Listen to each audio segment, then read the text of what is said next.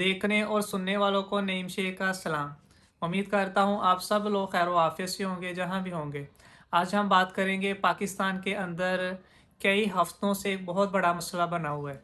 हुकूमत के लिए भी वो बहुत बड़ा मसला बना हुआ है, ओपोजिशन के लिए भी बहुत बड़ा मसला बना हुआ है, और पाकिस्तान की जुडिशरी सिस्टम के लिए भी बहुत बड़ा मसला बना हुआ है, और तो और इस कौम के लिए भी बहुत बड़ा मसला बना हुआ है।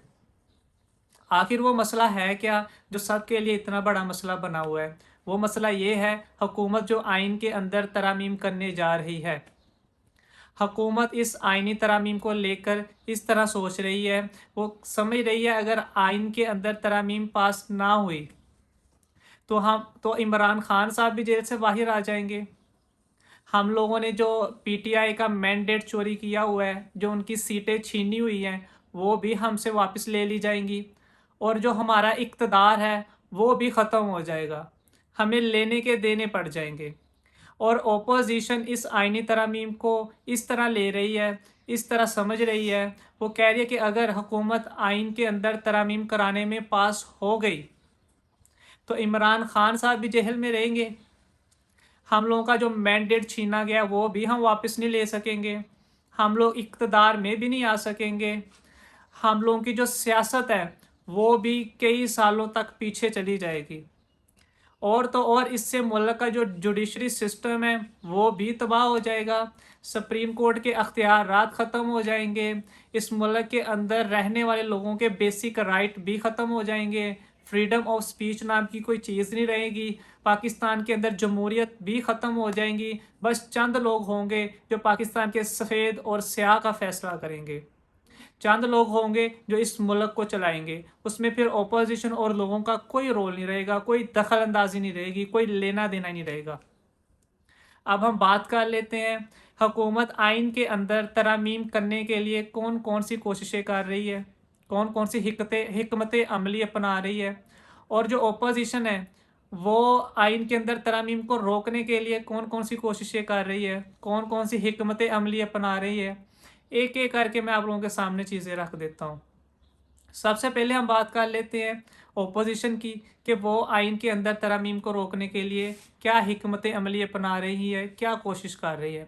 सबसे पहले ओपोजिशन ने ये फ़ैसला किया, ये डिसाइड किया कि हम आइन के अंदर तरमीम को रोकने के लिए जलसे करेंगे। जलसों को लेकर उनको बहुत सारी प्रॉब्लम फेस करना पड़ रही थी, जैसा कि उनको एनओसी नहीं दिया जाता था। जिस जगह उन लोगों ने जलसा करना होता था, जिस शहर में उन्होंने जलसा करना होता था, उस शहर में उस जगह में उनको जलसा नहीं करने दिया जाता था। फिर जलसा करने के लिए उनको टाइम नहीं दिया जाता था। अगर टाइम थोड़ा सा भी ऊपर हो जाता था तो पुलिस आती थी, उनको स्टेज से आगे नीचे उतार देती थी, साउंड सिस्टम बंद कर देती थी, लाइटें बंद कर देती थी। अगर वो जलसा करने की फिर भी कोशिश करते थे तो गिरफ्तारियां करती थी, मुकदमा दर्ज करती थी उनके ऊपर। फिर जलसागाह में आने के लिए कंटेनर लगा दिए जाते थे, रास्ते बंद कर दिए जाते थे, दफ़ा 144 नाफज कर दी जाती थी, लोगों के घरों में छापे मारे जाते थे। ये सारी वजूहात की वजह से तहरीक इंसाफ ने, जो अपोजिशन जमात है, उन्होंने फिर ये हिकमत अमली ख़त्म करके एक नई हिकमत अमली अपनाई। उन्होंने एहतजाज करने का फिर ऐलान किया। फिर उन्होंने सबसे पहला एहतजाज रावलपिंडी के लियाकत बाग में हफ्ते वाले दिन किया।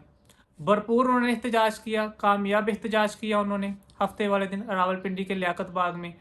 पुलिस की जुल्म, बर्बरियत और जबर के बावजूद उन्होंने एक कामयाब एहतजाज किया। उस कामयाब एहतजाज से एक मोमेंटम बना, जिससे फिर तहरीक इंसाफ ने पाकिस्तान के मुख्तलिफ शहरों में एक ही दिन में एहतजाज करने का ऐलान किया। फैसलाबाद के अंदर उन्होंने एहतजाज किया, मियाँ वाली में उन्होंने एहतजाज किया, एक और शहर अभी उसका मुझे नाम नहीं याद आ रहा।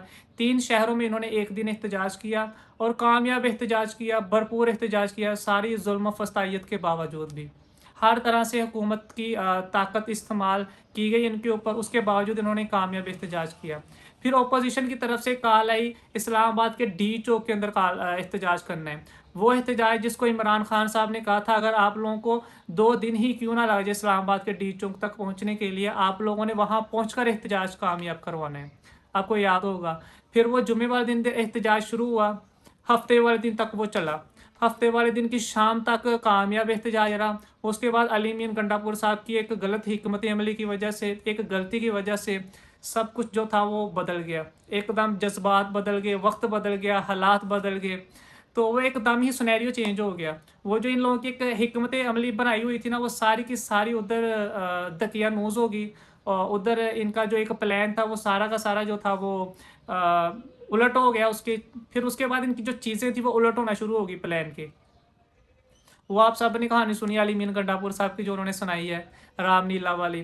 वो साउथ इंडिया की जो मूवीज़ नहीं होती, उस तरह की वो एक स्टोरी थी। केपी के हो उसके केपी के असेंबली के अंदर जब ये खिताब कर रहे थे, कहानी सुना रहे थे, ऐसे नहीं लग रहा था कि एक लीडर, एक चीफ मिनिस्टर जो है वो खिताब कर रहा है, बल्कि ऐसे लग रहा था जैसे एक जोकर है, कौमी असेंबली में खड़ा है, वो जोक करके लोगों को इंटरटेनमेंट प्रोवाइड कर रहा है, जिसमें लोग कह कहे लगा के हंस रहे हैं। वाकई वैसे मैं तो हंसा ही था सच में। तो उसके बाद फिर एकदम से सिनेरियो चेंज हो गया। इन लोगों ने जो प्लान बनाया था वो भी सारा चेंज हो गया, बिगड़ गया, बल्कि इस तरह आप कह लें। फिर इन्होंने अगले दिन लाहौर के अंदर एहतजाज की कॉल दी हुई थी, वो भी सारा इसी की वजह से जो था वो सारा दरहम बरहम हो गया, नाकाम रहा वो भी एहतजाज इनका। फिर उसके बाद इन्होंने मंगल वाले दिन पूरे मुल्क के अंदर एहतजाज करना था, वो भी नहीं हुआ।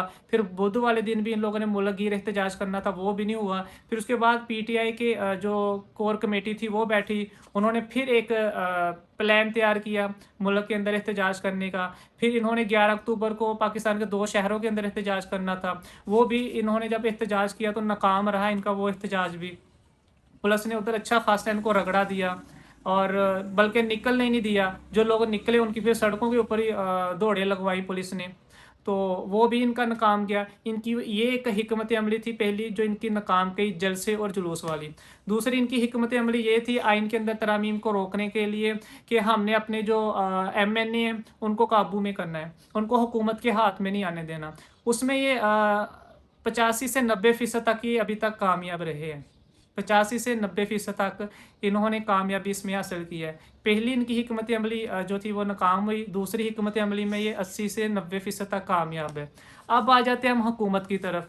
हुकूमत ने आइन के अंदर तरमीम पास कराने के लिए क्या क्या अभी तक हिकमत अमली की है, कितनी उन्होंने कोशिश की है, और कितनी उनकी कोशिश कामयाब हुई है, कितनी नाकाम हुई है। हुकूमत ने प्रैक्टिस एंड प्रोसीजर एक्ट में कामयाबी हासिल की। फिर आर्टिकल 63A में उन्होंने कामयाबी हासिल की, जो कि हॉर्स ट्रेडिंग का वो जो था रास्ते खुले थे। ठीक है, अपोजिशन के वोट तोड़ने के रास्ता खुला था उनके लिए। फिर उसके बाद उन्होंने जो तहरीक इंसाफ ने एक तहरीक चलाई थी आइन के अंदर तरमीम को रोकने के लिए, उनको उन्होंने नाकाम किया, शिकस्त दी, उसमें भी हुकूमत कामयाब रही। ये 3 चीज़ों के अंदर हुकूमत कामयाब रही। चौथी फिर उनकी जो थी हिकमत अमली, वो ये थी कि मौलाना साहब को मनाना। वो भी उनकी 50% जो है उसमें वो कामयाब हुए, 50% नहीं हुए।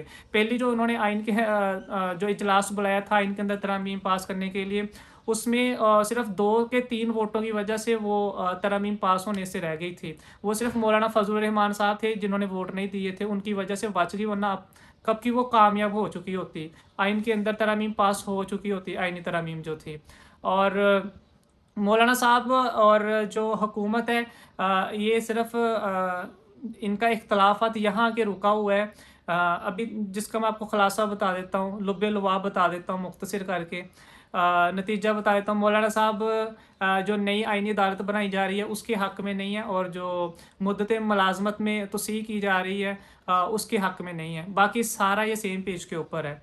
बस ये दो इख्तलाफात है जिसकी वजह से, ये दो चीज़ें जिसकी वजह से इनके इख्तलाफात हैं। अब हुकूमत का मेन पर्पस ये है, मेन मकसद ये है कि नई आइनी अदालत बनाई जाए, जिसको जिसको मौलाना साहब नहीं मान रहे। फिर वो काजी साहब को एक्सटेंशन देना चाह रहे हैं, उस नई आइनी अदालत के ऊपर चीफ जस्टिस मुकर्रर करना चाह रहे हैं। ठीक है, मौलाना साहब उसके हक़ में भी नहीं है। ये दो चीज़ें हैं जिनकी वजह से अभी इनके अंदर इख्तलाफात चल रही है, जिसकी वजह से ये सेम पेज पे नहीं आ सके। इधर हुकूमत को थोड़ी सी नाकामी का सामना करना पड़ रहा है।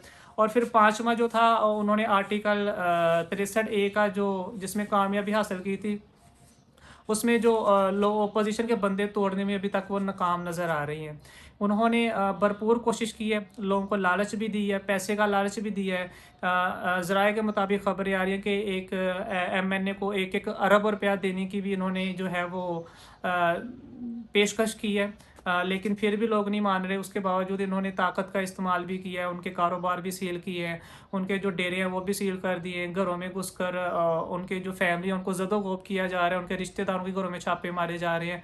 मतलब हर तरह के हथकंडे इस्तेमाल किए जा रहे हैं। उसके बावजूद भी जो लोग हैं वो इनके हाथ में नहीं आ रहे, इनके काबू में नहीं आ रहे, और पीटीआई ने इसमें कामयाबी हासिल की है, और इस हिकमत अमली में हुकूमत को नाकामी अभी तक हो रही है। अभी बिलावल भुट्टो साहब का मैं बयान सुन रहा था, तो वो कह रहा था कि जी हमारे पास बंदे पूरे हैं। जनाब, अगर आपके पास बंदे पूरे होते तो आप अभी तक आइन के अंदर तरमीम पास करा ना चुके होते।